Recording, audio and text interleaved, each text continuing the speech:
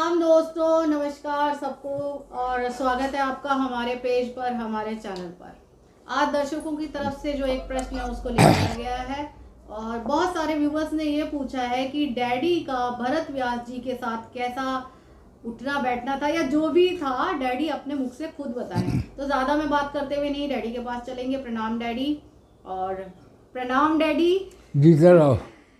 लोग जानना चाहते हैं कि भरत व्यास जी के साथ आपके क्या अनुभव थे? बहुत अच्छे। जी। मेरा ख्याल है हिंदी के जितने अच्छे छंद भरत व्यास जी ने हिंदी फिल्मों को दिए और हृदय से स्थापित किया उनको, हाँ जी। और किसी ने नहीं। अच्छा। मैं प्रारंभ में जी जी। जब मैं गया बम्बई, जब मैं बम्बई गया तो मेरी जान पहचान ज़्यादा लोगों से नहीं थी। इंदिवर को मैं इसलिए जानता था, इंदिवर मुझे उससे पहले झांसी में और हैदराबाद में दो जगह कवि सम्मेलन में मिले थे, लेकिन इतनी इंटीमेसी नहीं थी। जी जी। कभी कदार तो वो अपने कमरे पे ले जाते थे तो वह फैला वैला जो भी पड़ा रहता था उनका। अच्छा। हाँ, फैला वैला कमरा मुझे अच्छा नहीं लगता। हाँ। तो अकेले ही रहते थे वो। खैर, हम जो है, मैं मनोज कुमार जी ने अपने घर पर ही मुझे रुका लिया था और वहीं ठहरता था मैं जाके। तो वहाँ एक रसराज रेस्टोरेंट था। रसराज। हाँ, मैं वहाँ कभी कभी नाश्ता करने चला जाता था। क्या देसी नाश्ता हुआ करता था? है? नाश्ते में क्या देसी देसी? हाँ, मतलब ये डबल रोटी अच्छा अच्छा। और मक्खन, अच्छा अच्छे किस्म का, पाव और चाय कॉफ़ी और कुछ और स्नैक्स ले लेते थे। हाँ। तो वहाँ मालूम हुआ कि ये मकान जो है जिसमें ये रसराज रेस्टोरेंट है, अच्छा ये भी मुझे भरत व्यास जी से ही मालूम हुआ। वो एक दिन नीचे उतर रहे थे, मैं रेस्टोरेंट में नाश्ता करके बाहर निकल रहा था, बहुत उन्होंने देखते ही मुझे पहचान लिया। एक आध बार कहीं मिले थे तो वो मंच के कवि नहीं थे, वो शुद्ध कवि थे। अच्छा। तो मैं उन्हें देखते ही, वो मुझे देखते ही, अरे तुम यहाँ कैसे? मैंने कहा जी नाश्ता। बोले कि ये तो मेरा ही घर है। उनके घर में ही वो रेस्टोरेंट था। मैंने उनके पैर छुए। देखो क्या छंद लिखे थे उन्होंने, हरी हरी वसुंधरा पे नीला नीला ये गगन, ये उन्होंने। और कितना बढ़िया गीत है, भजन कहो कुछ कहो, जीवन ए मालिक तेरे बंदे हम। और एक वो जोत से जोत जलाते चलो, प्रेम की गंगा बहाते, ये सब उन्हीं के गीत हैं। ये वी शांताराम जी के साथ ही और वी शांताराम के साथ है, वी शांताराम के साथ ज्यादा शांताराम के साथ तो उनके वो आधा है चंद्रमा रात आधी। खैर, फिर तो ये हुआ कि मैं वहाँ मैं जाऊँ तो वो इंतज़ार करते मिले मेरा। तो वो रसराज में नहीं जाने देते थे, ऊपर ले जाते थे मुझे। फिर उन्होंने बताया कि ये शिवराम वगैरह जो है, जो म्यूजिक डायरेक्टर है, ये यही आते हैं मेरे पास, मेरे सामने बैठ के गीत बनाते हैं। उन्होंने ही मुझे बताया कि विविध भारती में नाम नहीं आते थे गीतकारों के। बोले कि उन्होंने ही संघर्ष किया तो गीतकारों के नाम आने लगे। और फिर कवि सम्मेलनों में हम लोगों से कहने लगे भरत व्यास जी को बुलाओ, भरत व्यास जी। तो बिलासपुर, छत्तीसगढ़ में जो बिलासपुर है, शहर बड़ा। वहाँ का जो आयोजक था मेरे पास घर आता था अच्छा। तब। तुम लोग तो पैदा भी नहीं हुए थे। और तो मैंने उससे कह के उसने लीवर को भी बुला लिया। अब 4 कवि अब बिलासपुर में, भरद्वाज जी, लीवर, शैल चतुर्वेदी और मैं। मेरा वो दीवाना था। अब ये दोनों तो फ्लॉप हो गए, भरद्वाज जी भी और लीवर। शैल चतुर्वेदी चला और मुझे तो प्यार बहुत मिला है वहाँ।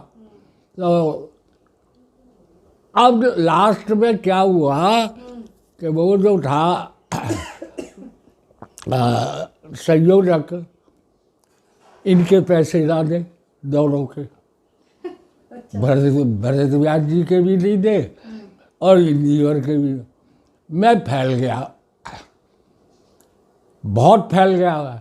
मैंने कहा मैं भी अपने नहीं लेता और आगे से तुम्हारे कभी सम्मेलनों में नहीं आऊँगा। बस साहब जब उन्होंने मुझे फैलते देखा तो मेरे हाथ जोड़े उन्होंने। दोनों के पैसे दिलवाए मैंने, दोनों के। तो भरद्वाज जी मुझे अपना पुत्र की तरह मानते थे। उनसे मैंने बहुत सीखा। घर में उनके कलह होती रहती थी, उनकी साली भी उन्हीं के साथ रहती थी। तो वो बोले यार, मुझसे बोले भरद्वाज जी, अरे यार ये चलता रहेगा, हम तुम बात करते हैं।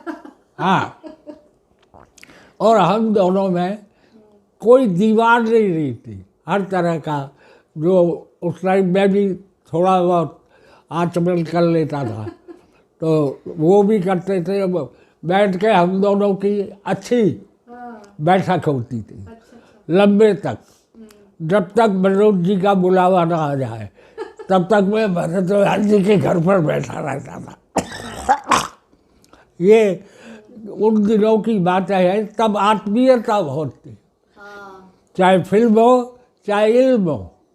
हमारे यहाँ भी जैसा नीरज जी है, मुझसे बहुत सीनियर थे, लेकिन सबसे पहला कवि सम्मेलन उन्होंने ही दिलवाया मुझे अलीगढ़ यूनिवर्सिटी में। सोम ठाकुर का भी वही पहला था। हाँ, तो इस तरह से आत्मीयता बहुत थी। आपस में मतभेद नहीं था, वो मतभेद नहीं था, मतभेद हो जाता था, लेकिन एक दूसरे के प्रति जैसे कोई बड़ा है तो उसके प्रति आदर वो बराबर था। हाँ, अपनी बात रखने का सबको अधिकार था। तो यही भरद्वाज जी से मैंने सीखा। वो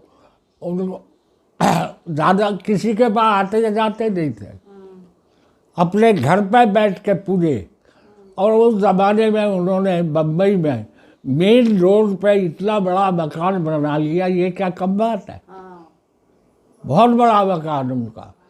उसमें ये रसराज रेस्टोरेंट किराए पे दे रखा था उन्होंने। हाँ, और इतने सरल और सहज, और सिर्फ अपनी कविता, किसी के लंद फंद में नहीं, कोई राजनीति नहीं। कभी कभी राजनीति नहीं करेगा अगर शुद्ध कवि है तो। दूसरे का भला ही चाहेगा, कभी उसकी काट नहीं करेगा। हाँ, वो भी मुँह पत्र थे मेरी तरह। जो आया, अगर कोई बात अच्छी नहीं है तो मुंह पे कह दो और भूल जाओ। यही मेरे अंदर है। मुझे कुछ अच्छा नहीं लगता तो मैं बोल देता हूँ, लेकिन मैं दिल में नहीं रखता। यही तो जीवन की एक वो है शैली आपकी। ये बात सुनो, भरद्वाज जैसे फिल्म लाइन में नहीं आएंगे अब। नहीं आएंगे। अब तो कौन है क्या है किसी का नाम भी नहीं है। राइट। आज कहाँ है, संगीत का कोई जिक्र तक नहीं है। संगीत किसने बनाया, गीत किसने लिखा, इन सबको आयाम दिलवाने वाले भरद्वाज जी थे। भाई देखो, ये जो बड़े प्रोड्यूसर डायरेक्टर थे ना, ये तो बाहर निकल के गीतकार और संगीतकार का नाम हुआ है। उन्होंने ये अपना नाम करते थे। हाँ, भरद्वाज जी ने कभी ये नहीं किया, बहुत सरल और सहज। आज के जितने भी आज की आप अब देख रहे हो, अब की जो जनरेशन आ रही है, हाँ, गीतकारों की, आज हम केवल गीतकारों के बारे में चर्चा कर रहे हैं, तो आप उनको क्या मतलब क्या सलाह देना चाहोगे? हम जो क्या सलाह advice ये देना देना चाहते हैं, एक तो अपने व्यक्तित्व को मत गिराओ। जी। जो आप हो सबकी सुनो, करो अपने मन की। जीवन में चाटुकारिता मत करो। हाँ, चाटुकारिता गीतकार का जो गीत है उसे गिरा देती है। आप दूसरे के कहने से कर रहे हैं। आप सबकी सुन के अपना लिखो ना, जो आपका अपने अंदर है उसे निकालो बाहर, और तब दोगे, देखो जनता कैसी पागल होगी। दूसरे, ये जो आप पाश्चात्य लेते हो, मैं ये नहीं कहता, पश्चिम वाले भी हमारा संगीत लेते होंगे, हाँ, लेकिन मैं ये चाहता हूँ हमारी आत्मा नहीं मरनी चाहिए, हमारे राष्ट्र की, हमारी भारतीय संस्कृति की, वो रहनी चाहिए। पुराने जो गीत हैं क्यों आज लोग पसंद करते हैं, क्योंकि उसमें आत्मा हमारी है। और यहाँ पर जनरेशन कितनी भी आ जाए बेटे, हाँ, कितनी भी मॉडर्न हो जाए, संस्कृति और सभ्यता हमारी कभी नहीं जाएगी।